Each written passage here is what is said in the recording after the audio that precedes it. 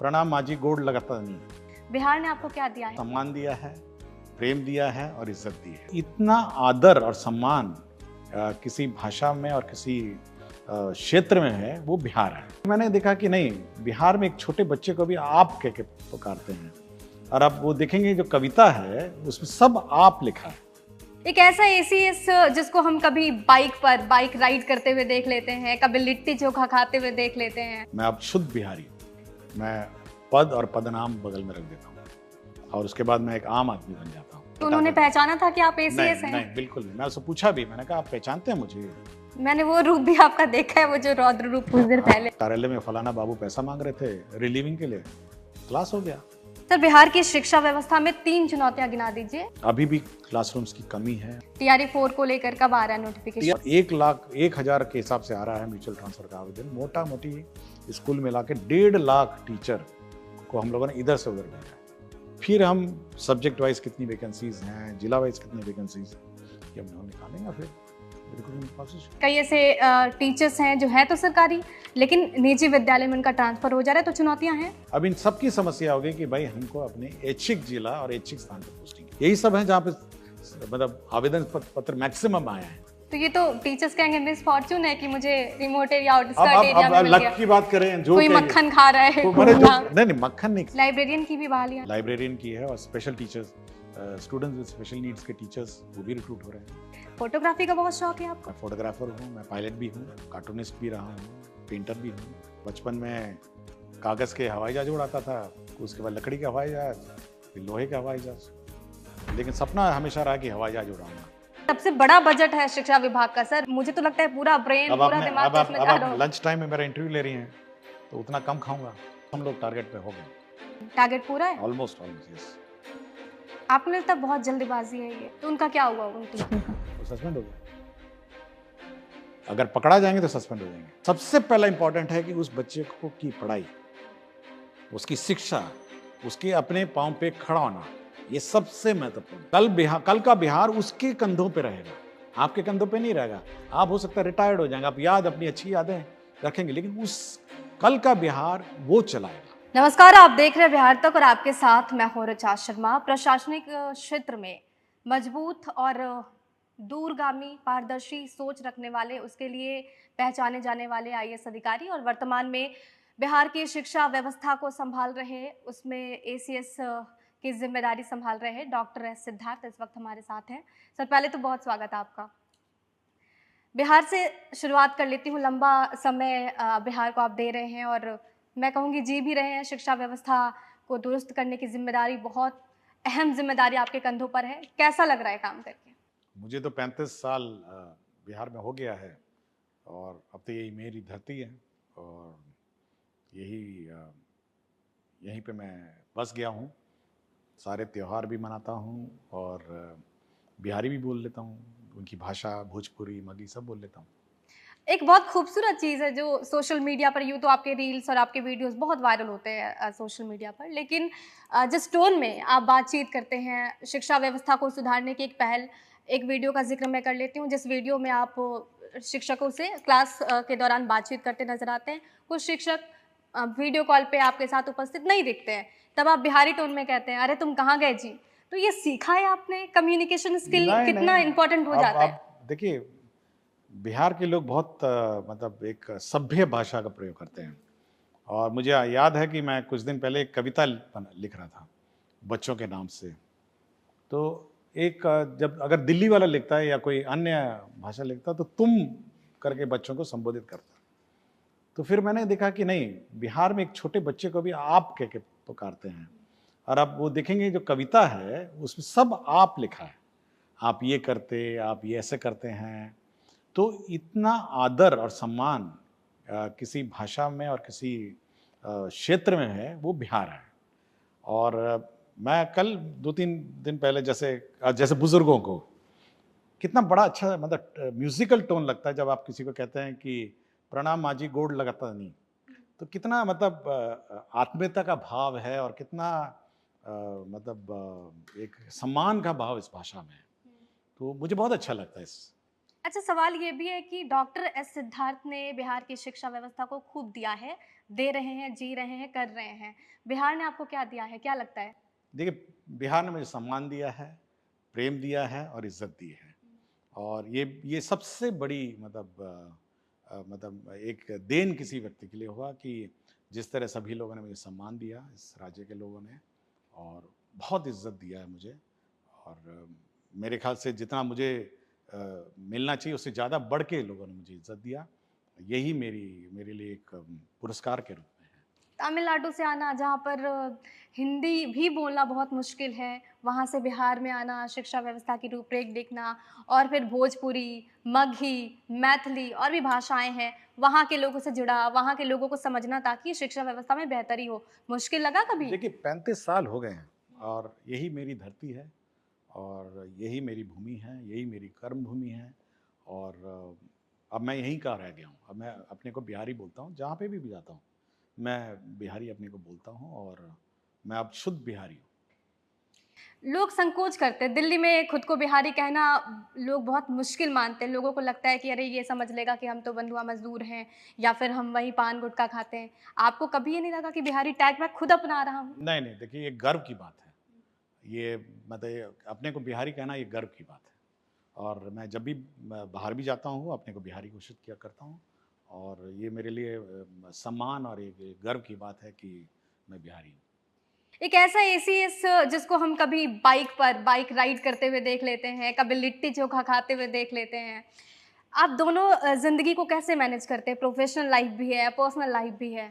देखिए, मैं जब कार्यालय से बाहर निकलता हूँ, एक आम आदमी हो जाता हूँ और मेरे मन में और मेरे दिमाग में वो बोझ नहीं रहता है कि मैं एक आईएएस ऑफिसर हूँ या मैं एडिशनल चीफ सेक्रेटरी हूँ। ये बोझ को मैं बिल्कुल बगल में रख के जाता हूँ। और एक आदमी आदमी क्या करता है? मोटरसाइकिल चलाते हैं, घूमते हैं और बाज़ार जाते हैं, तो ये आम आदमी की ज़िंदगी है ना। मेरे से बहुत सारे टीचर, जब बाज़ार में मैं सब्ज़ी लेता हूँ, बहुत सारे शिक्षकों से मेरी बातचीत होती है, तो एक आम नहीं, आदमी। आम तौर पे नॉर्मल अगर कोई आईएएस बन जाता है, तो वो पूरा गार्ड-वार्ड के साथ घूमने लगते हैं, स्वैग आ जाता है ज़िंदगी में, लाइफ़स्टाइल थोड़ी बदल जाती है। नहीं, आप एसीएस हैं। मेरे लिए ऐसा कोई बदलाव नहीं आया। मैं जिस दिन जैसे ही कार्यालय छोड़ता हूँ, मैं पद और पदनाम बगल में रख देता हूँ और उसके बाद मैं एक आम आदमी बन जाता हूँ। तो ये प्रेरणा कहीं से मिली है या खुद नहीं, से?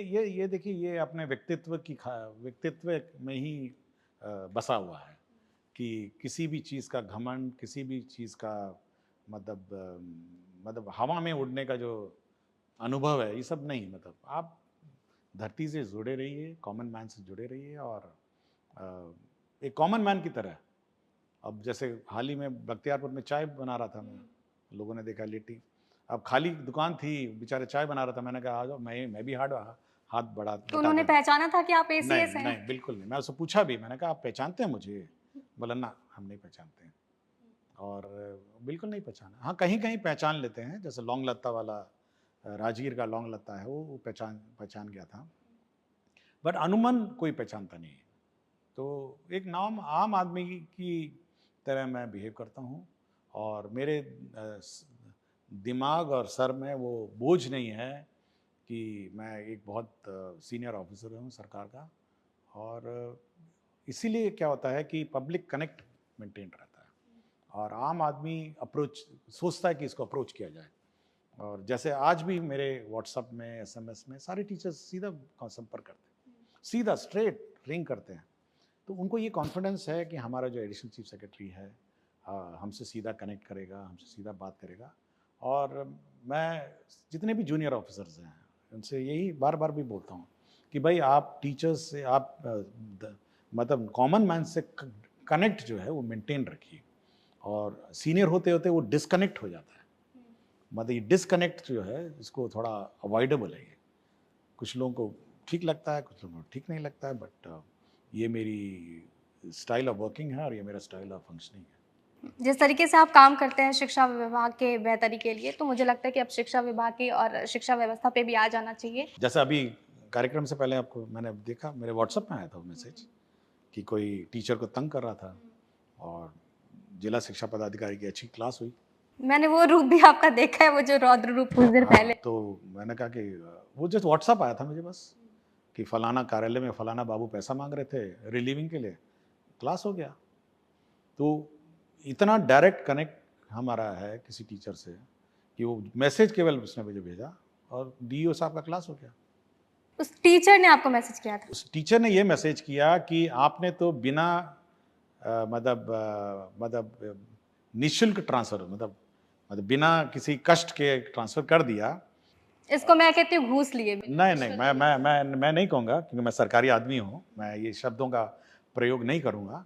बट मतलब बिना किसी कष्ट के मैं कहूँगा कि ट्रांसफ़र हो गया। तो अब कष्ट दिया जा रहा है कि ये 6 दस्तावेज़ लाइए तभी आपका रिलीविंग होगा। तो मैंने डीईओ साहब का अच्छा क्लास लिया। तो चुनौती मानते हैं आप बहुत है?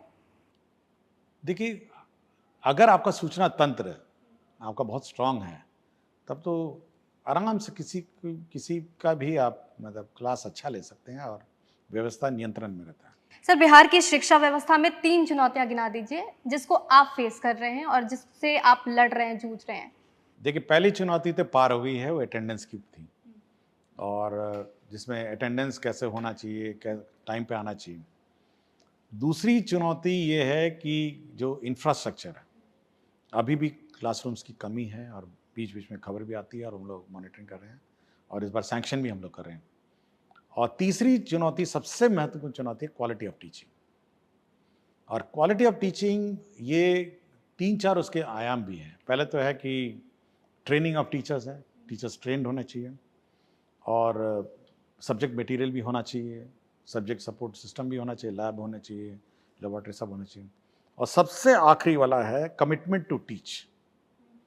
मतलब ये अंदर से आती है। आप देखेंगे बहुत सारे स्कूल बहुत अच्छे करते हैं और जो रिसेंटली रिक्रूटेड टीचर्स हैं वो बहुत ही पैशन से पढ़ाते हैं और मैं अपना हमेशा मानता हूँ कि 95% टीचर्स में ये पैशन है, लेकिन वो 5% टीचर जो है वो सिस्टम को बिगाड़ने का कोशिश करते हैं। नहीं जाएंगे, भाग जाएंगे, बाकी टीचरों को डिस्टर्ब करेंगे, फिर स्कूल में विवाद पैदा कर देंगे। तो मेरा ये है कि क्वालिटी ऑफ टीचिंग जो है उस पर मेरा बहुत ज़्यादा फोकस है और दिन रात मैं उसी पर काम करता हूँ। जो न्यू रिक्रूटेड टीचर हैं, जैसे आपने बोला कि अभी जो नए शिक्षक आए हैं बीपीएससी के थ्रू, टीआरई 4 का भी अभी अनाउंसमेंट होने वाला है। इन टीचर्स में गुणवत्ता है? मुझे तो कभी कभी लगता है, मैं एक दिन गांव में बिल्कुल दूर दराज पलामू के बॉर्डर में जा रहा था, तो अचानक मैंने एक प्राइमरी स्कूल देखा वहाँ पे। तो मैंने देखा कि 3 लड़की लेडी टीचर्स वहाँ थी केवल और हमको लगा कि वो कहीं बाहर से आई हैं, मतलब दे वर नॉट लोकल टीचर्स। और उस जंगल में उस कमिटमेंट से वो फन लर्निंग मटेरियल के साथ बच्चों को सिखा रही थी। तो मुझे लगा कि इतना कमिटमेंट एक उस मतलब यंग टीचर्स में था, देखने को मिला। तो आई वॉज वेरी इम्प्रेस। मुझे आज भी उस दृश्य याद है कि वो क्लास 1, क्लास 2, क्लास 3 के बच्चों को पढ़ा रही थी और बहुत ही कमिटमेंट से पढ़ा रही थी। और मेरा हमेशा मतलब अनाउंस्ड कार्यक्रम रहता है। तो इस ऐसा नहीं है कि वो कोई मतलब कोई उसको पता प्री था कि प्लान हाँ नहीं प्री है। प्लान था। उसको तो ये भी नहीं पता होगा कि कौन आ रहे हैं। तो कमिटमेंट उन टीचर्स में मैंने देखा और जो नए नए टीचर्स, एक्स्ट्राऑर्डिनरी कमिटमेंट है। आपको लगता है कि चलो नहीं सही राह पे? नहीं, थिंग्स आर ऑन ट्रैक। मतलब मैं बहुत ही आशावादी हूँ इस मामले में कि इस राज्य की शिक्षा व्यवस्था सुधर जाएगी। टीआरई 4 को लेकर कब आ रहा है नोटिफिकेशन? टीआरई 4 में हम थोड़ा ये अभी जो ट्रांसफ़र को इधर उधर जो करीब 1.5 लाख लोग इधर से उधर गए हैं, मैं आंकड़े भी बता रहा था किसी को कि करीब 1.5 लाख लोग को हम लोगों ने इधर से उधर किया। 90,000 पहले लॉट में, फिर 40,000 आपका हेड टीचर और हेड मास्टर में, तो करीब 1,30,000।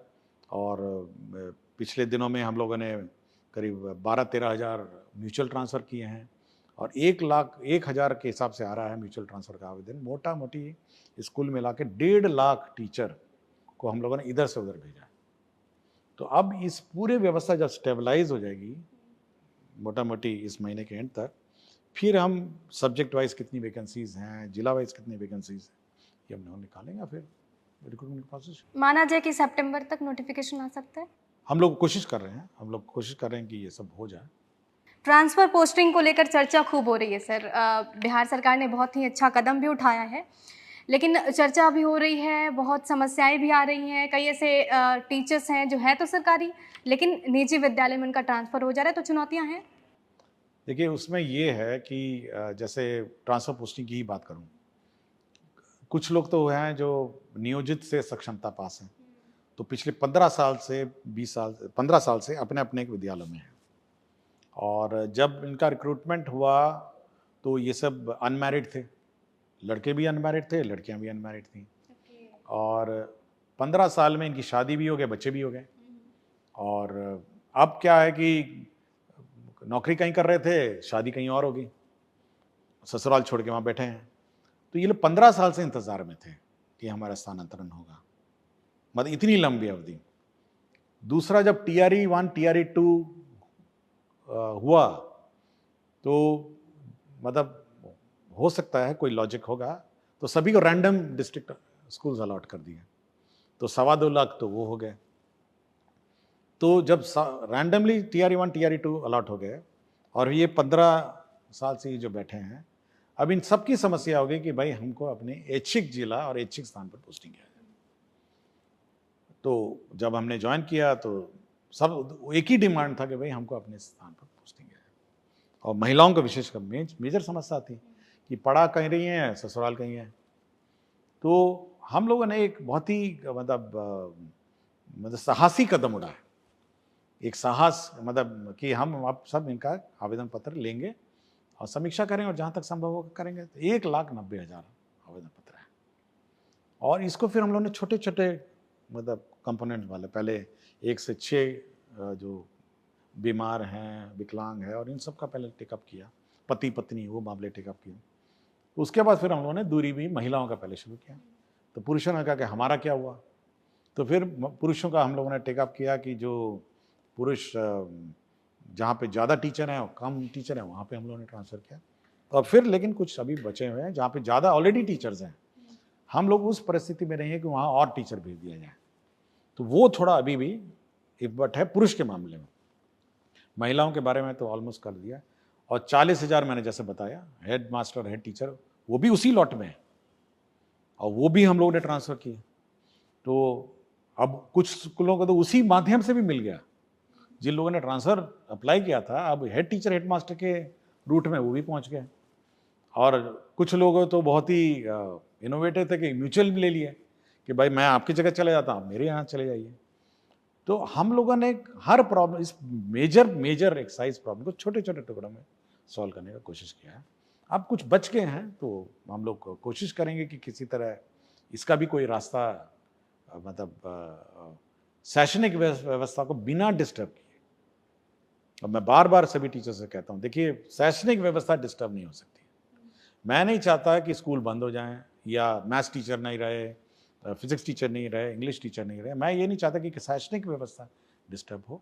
उस परिस्थितियों में उसको अक्षुण्ण रखते हुए हम अपने जहाँ तक संभव हो ट्रांसफ़र करें। रिमोट एरिया में कई ऐसे टीचर्स हैं जिनका ट्रांसफ़र हुआ है जहाँ पर बेसिक सुविधाएं नहीं हैं, तो ऐसी कोई खबर आप तक पहुँची है?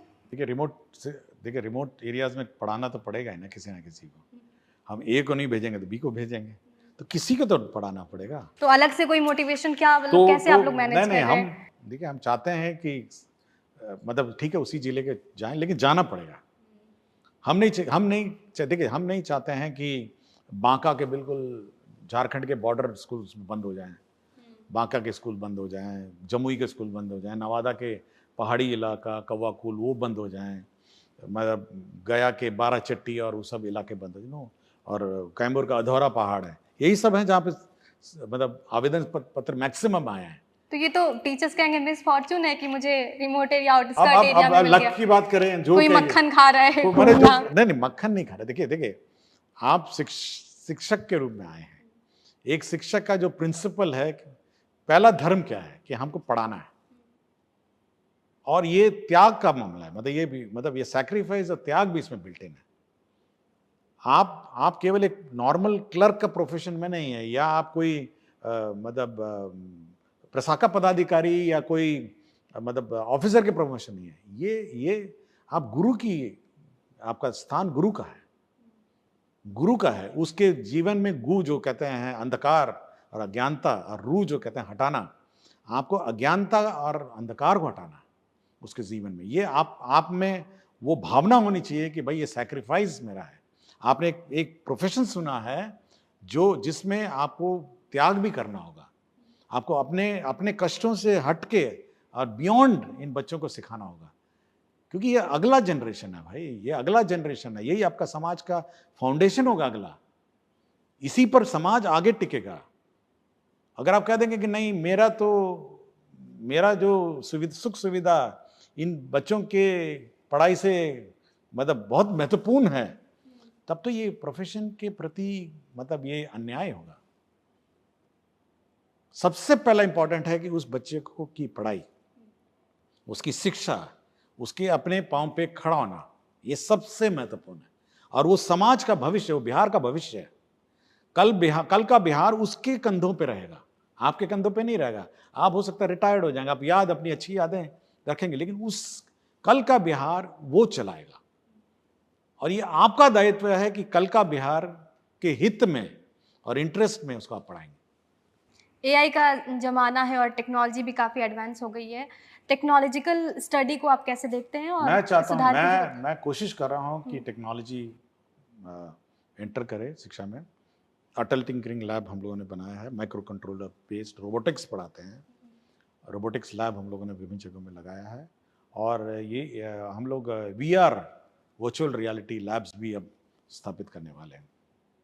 अभी हम लोगों ने recently Bankipur girls high school में लड़कियों के बीच में वर्चुअल रियलिटी लैब को टेस्ट किया कि कैसे रिस्पॉन्ड करती हैं, तो बच्चों में काफ़ी उत्साह था। बहुत महंगा रहता है, लेकिन एक शुरुआत ज़रूर हम लोग वर्चुअल रियलिटी लैब से करेंगे कि भाई किसी तरह ये लैब शुरू हो जाए। टेक्नोलॉजिकल इन्वेस्टमेंट की अगर बात की जाए तो क्या कोई ऐसा इंस्टीट्यूशन सरकार बनाना चाह रही है? क्योंकि जैसे आईआईटीज़ हैं सेंट्रल लेवल पे, बिहार के लेवल पे होगा तो बच्चे फिर आईआईटीज़ के लिए या फिर बहुत ज़्यादा मारा-मारी नहीं होगी। देखिए, हमारा है कि आईआईटी जो है हमारे लैब्स को टेक ओवर कर लिए हैं बहुत सारे। आईआईटी पटना ने बहुत सारे लैब्स टेक ओवर किए हैं, और हम और रिक्वेस्ट करेंगे और सारे लैब्स टेक ओवर करें। और हम चाहते हैं कि labs state of the art रहे हैं। बच्चों जब इस स्कूलों और स्कूल से निकलें तो टेक्नोलॉजी वाइज पिछड़ नहीं जाए, ये हम लोग की इच्छा है। और इस बार लैब पर हम लोग का बहुत फोकस है, और बिना लैब के और बिना लैब वर्क के बच्चे पास आउट ना हो, ये हमारी कोशिश है कि नहीं, किसी भी हालत में लैब होना चाहिए। शिक्षा व्यवस्था में इनोवेशन की कितनी ज़रूरत है? क्योंकि जब भी हम आपको देखते हैं, सिद्धार्थ सर को देखते हैं, तो इनोवेशन इस मायने में हमें समझ आता है कि आपने कम्युनिकेशन स्किल को चेंज किया ताकि ग्रास रूट लेवल पे पहुंचा जा सके। आपने हम बोलना शुरू किया मैं की जगह पर। तमाम कोशिशें आपने की जिससे लोगों से कनेक्ट हो पाए, बीच का माध्यम ना अपनाना पड़े। तो आपको लगता है कि इनोवेशन की बहुत ज़रूरत है और कैसे इसको आगे बढ़ा रहे हैं देखिए, इनोवेटिव स्टडी को? जिस शिक्षा व्यवस्था से 1960-70 में हम पढ़ाते थे, उस व्यवस्था से अब नहीं पढ़ा सकते, क्योंकि जनरेशन बदल गई है ना। अब तो क्या एक्स जनरेशन है, जी जनरेशन कुछ बोलते हैं, जेनसी बोलते जेंसी बोलते हैं। अल्फा भी आ गया सर अब तो। हाँ, अब अल्फा भी आ गया। हम मुझे तो समझ में नहीं आता है, अब हम भी इस व्यवस्था में काफ़ी बुजुर्ग हो गए हैं, तो ये दूसरी जनरेशन को पढ़ा रहे हैं। तो उस जनरेशन का आप हमारी जनरेशन की स्टाइल से नहीं पढ़ा सकते हैं कि हेडमास्टर साहब खड़े हो गए, हेडमिस्ट्रेस खड़ी हो गई हैं और ब्लैक बोर्ड में पढ़ा रही हैं। उनको पढ़ाने का जो व्यवस्था है, उसको पढ़ाने का जो स्टाइल है, उसके जनरेशन के मुताबिक होनी चाहिए। वो अब पुरानी व्यवस्था से नहीं हो सकती है। इसलिए बार बार हम लोग FLN किट पे ध्यान देते हैं, फन लर्निंग मटेरियल्स पे, कि कैसे मैथ्स पढ़ाया जाए, कैसे इंग्लिश पढ़ाया जाए, कैसे मतलब खेल खेल के खुशी खुशी उनको पढ़ाया जाए। वो तो घर में जाता है तो मोबाइल से खेलता होगा ना। अब वो स्कूल में आएगा तो अब सोचिए कितना डिस्कनेक्ट हो जाएगा अगर आपको उसको मतलब पुराने जनरेशन से पढ़ाएंगे। वो घर जाता है तो उसकी दूसरी दुनिया होगी ना। तो आपको उस जनरेशन को उसके टेक्नोलॉजी और उस व्यवस्था के अनुरूप पढ़ाना पड़ेगा। तो इसकी कहीं ट्रेनिंग हो रही है जैसे हाँ, न्यू हमारा हायर्ड जो हमारा टीचर्स हैं? SCRT जो है वो इस पर बहुत फोकस्ड है। हमारी पूरी मैनुअल्स हैं, हमारे ट्रेनिंग मॉड्यूल्स हैं कि कैसे हम उन बच्चों को लेटेस्ट टेक्नोलॉजीज और लेटेस्ट मेथोडोलॉजी से पढ़ाएं। टीचिंग में और क्या हम नया कर सकते हैं?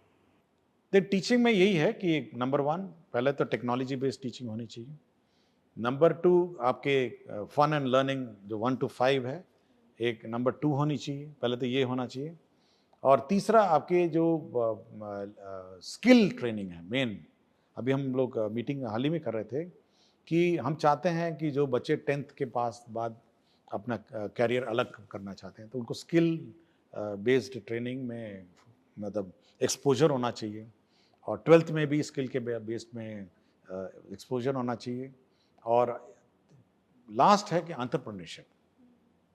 हम लोग सबको नौकरी के लिए नहीं क्रिएट कर रहे हैं, हम लोग चाहते हैं कि सब अपना एम्प्लॉयमेंट एवेन्यूज़ खोजें, अपने एक्टिविटी एवेन्यूज़ खोजें। और स्किल ट्रेंड एंड एंटरप्रेन्योरशिप ये एक इशू है जो हम लोग इंट्रोड्यूस करना चाहते हैं। कैबिनेट का इसमें बड़ा भी फैसला भी आया था ना स्किल डेवलपमेंट को देखते हुए, हाँ, इंटर्नशिप के लिए इंटर्नशिप के लिए हम लोग चाहते हैं कि बच्चों का स्किल ट्रेनिंग हो। और देखिए, हम लोग को एंटरप्रेन्योर्स क्रिएट करने चाहिए। अब वो ज़माना चला गया कि हम अब हर बच्चे को से 2 करोड़ बच्चे हैं हमारे स्कूल में, और सब मतलब धीरे धीरे पास आउट होते हैं। और इतनी बड़ी संख्या में आबादी में अगर सबको रोज़गार देना हो, सरकार ने 1 लाख रोज़गार, 1 करोड़ रोज़गार की बात की है 5 साल में। बट मैं अपना समझता हूँ कि हम उन लोगों को क्रिएट करें जो रोज़गार दे सकें, जो नौकरी दे सकें, एंटरप्रेन्योर्स क्रिएट कर सकें। चुनाव से पहले ये चर्चा थी, सरकार की तरफ से घोषणा भी की गई कि 50 लाख रोजगार दे दिया वो तो जाएगा। ऑलमोस्ट हम लोग टारगेट पे हो गए, टारगेट पूरा है? Almost yes. आपको लगता है बहुत जल्दबाजी है ये? नहीं नहीं, हम ये तो बहुत दिन से प्लानिंग चल रही थी, ऐसा नहीं है। हम लोग ऑलरेडी ऑन ट्रैक है। अभी और भी वैकेंसीज आने वाली है? आएगी। आपके TRE 4 आप खुद ही बोल रही हैं, TRE 4 आ रही है, तो वो भी वैकेंसी। लाइब्रेरियन की भी बहाली है? लाइब्रेरियन की है, और special teachers, students with special needs के टीचर्स वो भी रिक्रूट हो रहे हैं। तो सितंबर तक हमें ये पूरी ऑलमोस्ट। आगे और क्या होने वाला है? क्या कुछ नया हमें देखने को मिलेगा शिक्षा व्यवस्था में बेहतरी के लिए? देखिए, शिक्षा व्यवस्था में बेहतरी के लिए बस यही है, क्वालिटी ऑफ टीचिंग जो है वो इम्प्रूव हो, और टीचिंग मेथोडोलॉजी इम्प्रूव हो, यही है। जब मैंने यहाँ पे एंट्री किया था तो आप कैमरा रोल भी समझा रहे थे, तो मुझे लगा आपसे पूछना चाहिए, फोटोग्राफी का बहुत शौक है आपको? मैं वाइल्ड लाइफ फोटोग्राफर हूँ। तो अभी भी ये शौक अभी बरकरार भी है? है, अभी भी है, बरकरार है। मैं फोटोग्राफर हूँ, मैं पायलट भी हूँ, और कार्टूनिस्ट भी रहा हूँ, पेंटर भी हूँ। इतना कुछ कैसे कर सकते हैं जरा? तो अपना अपना समय है, अपना अपना निकाल लेते हैं। तो कैसे मैनेज करते हैं? सबका समय है। नहीं, सबसे बड़ा बजट है शिक्षा विभाग का सर, पूरा काम तो आपको मतलब आपकी, मुझे तो लगता है पूरा ब्रेन, अब पूरा आपने दिमाग तो इसमें अब जा आप रहा हो। लंच टाइम में मेरा इंटरव्यू ले रही हैं, तो उतना कम खाऊंगा। तो हर चीज़ का अपना समय है। तो ये आपको मतलब बचपन से शौक था या फिर अचानक किसी से देखा, सीखा? कहाँ से सब मोटिवेशन आया? सब जैसे पायलट बनने का शौक बचपन से था, और बचपन में कागज़ के हवाई जहाज उड़ाता था, उसके बाद लकड़ी का हवाई जहाज, फिर लोहे का हवाई जहाज। लेकिन सपना हमेशा रहा कि हवाई जहाज उड़ाऊंगा, और मतलब यंग एज में नहीं सीख पाया। लेकिन लास्ट में आके मैंने परीक्षाएं लिखी, एग्ज़ाम पास किए, और अब अकेले उड़ाता हूँ, सिंगल।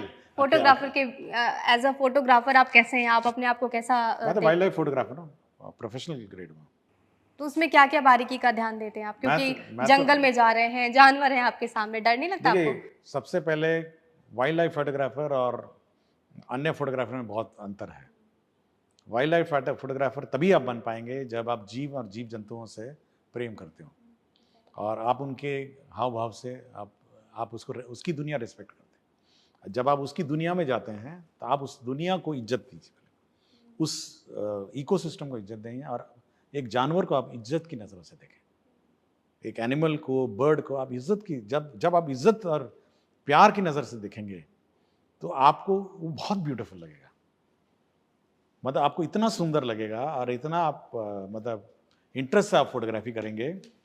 और बहुत सारे फोटोग्राफ मैं देखता हूँ कि वो सोचते हैं कि कैमरा है, लेंस है, फ्लैश है, क्लिक मार देते हैं। नो, जब तक आप उस इकोसिस्टम को समझेंगे नहीं, जैसे कैमरामैन है यहाँ पे, यहीं पे अगर उस कैमरामैन को ये नहीं पता कि वो किसका इंटरव्यू ले रहा है और किस परिस्थिति में और कहाँ इंटरव्यू ले रहा है, तो बहुत पुअर फोटो आएगा, बहुत ही खराब आएगा।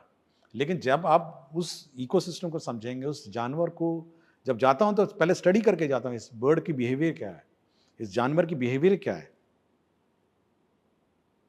मैं बहुत कुछ समझता हूँ। जैसे हवाई जहाज उड़ाता हूँ, तो कभी-कभी मैं पहले देखता हूँ कि भाई अगर हम सामने पंछी आया, तो ऊपर जाना है या नीचे जाना है, ये भी मुझे पता होना चाहिए ना।